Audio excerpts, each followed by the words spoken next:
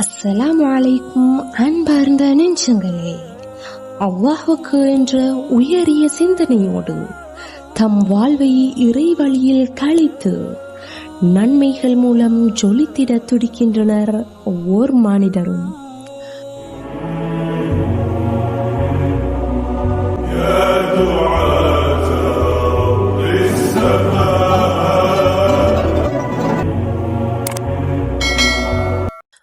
அந்த வகையில் ரமலானை முன்னோக்கி ஜஹ்ரத்துல் பனாத்தின் மூலம் ஏற்பாடு செய்யப்பட்ட இப்போட்டி நிகழ்ச்சியில் இஸ்லாமிய கீதம் ஒன்றை கேட்போம்.